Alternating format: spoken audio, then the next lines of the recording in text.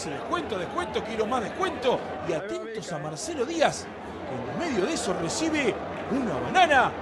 De a poquito lo iba comiendo y el juego se va a reanudar. Y el Chelo Díaz es el que hace el tiro libre, todavía con la banana en la boca. Always get your potassium, kids.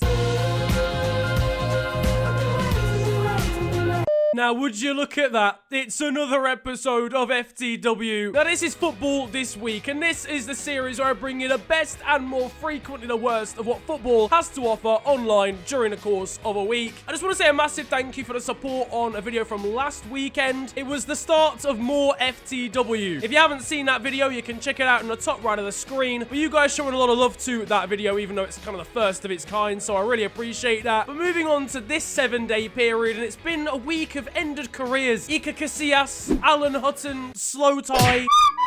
And it also saw the death of City in Europe. UEFA have decided to ban Manchester City from the Champions League for 2 whole seasons for severe breaches of financial fair play. Balotelli, the taxman! Watch it, drinking it. It's genuine fraud. After all these weeks and months about Pep, the stars have aligned. Now, Mr. Mansour, we're just trying to calculate the total of the assets across the last few seasons. Yep, all right. How much exactly did you raise from shirt sales for Alvaro Negredo?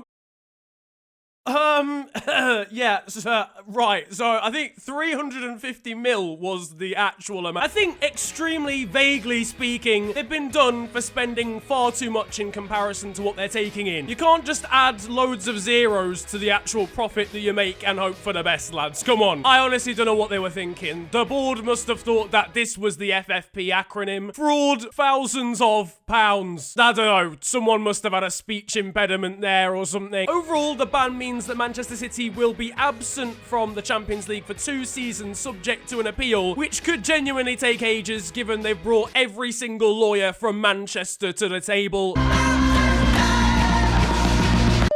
Who even needs lawyers when Liam Gallagher's on the case? The piss flat brigade. I can't see that not working, Liam, mate. Who can stop this squad from winning the Champions League? Financial fair play. I mean, there's talk about City's Premier League titles being wiped as well, including their one in 2014, which would see the apocalypse and the end of social media as we know it, given Steven Gerrard's slip would be completely reversed. Personally, as a Liverpool fan, I wouldn't want to win leagues that way. I just want us to win the league this season and get it over and done with. But whether they're deleted or not, I feel like those City titles are tainted now. Do they even really count? Can we really talk about Liverpool now when City have just gone and done up Lance Armstrong for the last few seasons? I'm not saying they've been injecting steroids. Most of them just inject new hair into themselves, apparently. And the cause of all of this, I hear you cry? Wilfred Bonny's transfer. Allegedly. I don't want to get in trouble. Please, Mancunian lawyers, don't sue me. This has all been caused by a man who's looked 36 since birth, maybe even conception. Staying with Europe, and Atletico Madrid beat Liverpool 1-0 in the first leg of the round of 16 tie. An early Saul goal gave Atletico the lead, and then from then on in, it was Simeone's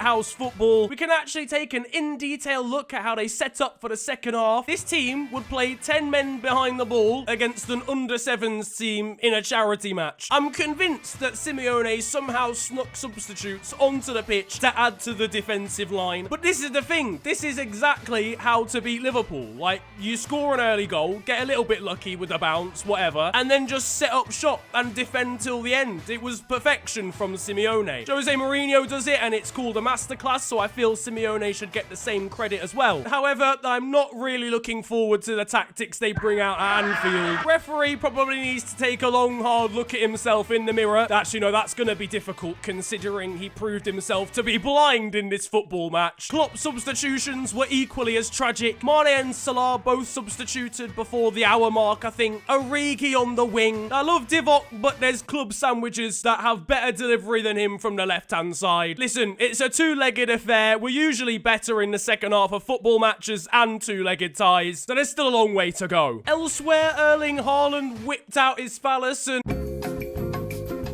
Basically, he shafted PSG. Then it was a sight to behold. Borussia Dortmund beat Paris Saint-Germain 2-1 in their first leg of their round of 16 tie, and Haaland scored both of Dortmund's goals. I refuse to accept he's real. He must be like an anime superhero or something. The next Terminator film isn't a sci-fi. It's a real story based on Erling Haaland. He actually played Evil Robot 4 in iRobot. It's actually a mazza. Erling Haaland already has more Champions League goals than Eden Hazard. Eden Hazard, he's 19 years old. He needs drug testing. I'm sorry, he must be putting steroids in his breakfast. He doesn't even eat breakfast. He just has fast. That's it. He doesn't need the break at the start. Apparently, during the course of the game, he ran 60 meters in 6.6 seconds. The world record for that is 6.2. It's actually disgraceful.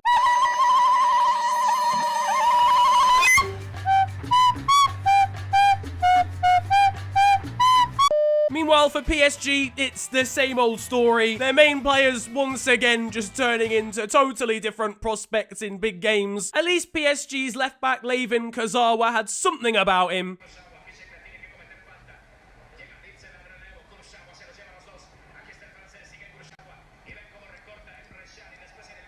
Never mind. Meanwhile, on the other side of defence, Thomas Meunier seemed very confident of PSG's chances against the Norwegian striker. Fair to say it didn't go to plan. Over to the Premier League now, and Chelsea are entitled to financial compensation after their defeat against United. No, genuinely, this game actually has to go to court. If there isn't a second leg involving barristers and lawyers, then something has gone critically wrong. Chelsea had 2 goals disallowed for VAR, a red card that should have been given to Harry Maguire, but then wasn't, and then Maguire went on to score the second goal for United. The Maguire kick is ridiculous. I don't know how VAR hasn't given a red for this. It's the same as Heung-min Son, and he got sent off for that. The Azpilicueta push on Brandon Williams was only caused by a push from Fred. That goal shouldn't have been disallowed. It's just an absolute mess. If you still rate VAR in its current form after that game, you are literally a war criminal. In fairness, Chelsea should have known what was coming just by looking at Michy Batshuayi's haircut. Eric Bailly returned to the Manchester United starting 11 and immediately provided the predictability of a broken shopping trolley wheel. I don't understand him. He consistently makes what looks to be the worst possible decision in a scenario and makes it work. Aaron Wan-Bissaka got the assist for the first goal whilst looking like he was playing FIFA 15 Ultimate Team. And whatever any United fan tells you, Anthony Martial is still clapped. Sticking on the United theme, Roy Keane wasn't very happy that Jamie Carragher chose Sadio Mane over Ryan Giggs in a combined 11 for Liverpool's current team and the 99 treble winners of United. Really? No? And it was finally a positive week for Arsenal, who beat Newcastle 4-0. Bukayo Saka was very happy with his assist for Nicolas Pepe. Cheeky little nutmeg. Great piece of skill. Whoops. There you go. There you go. And Arsenal, a team that willingly plays Shkodran Mustafi and David Luiz at the back, are now the only unbeaten team in the Premier League in all competitions in 2020. They've got a fan who got married to his partner in a home and away Arsenal kit. Society cannot allow this. Now, over in Portugal, we had another unfortunate instance of racial abuse from fans to a black footballer. Moussa Marega decided to walk off the pitch in a game between Porto and Vitória Guimarães. I've already talked a lot on this topic. It's something I feel very passionate about when it happens at games. What I am happy about is that Moussa Marega's goal and then celebration to point to his skin did actually win Porto the game before he decided to walk off the pitch. His teammates received a lot of condemnation for trying to keep him on the pitch. I understand the narrative they were going for to basically play on to show the fans that they haven't won. But if the guy wants to leave the pitch, let him leave the pitch. Support whatever decision he makes. Regardless, I hope the Portuguese league don't take any notes from the Italian league and they actually do something about it.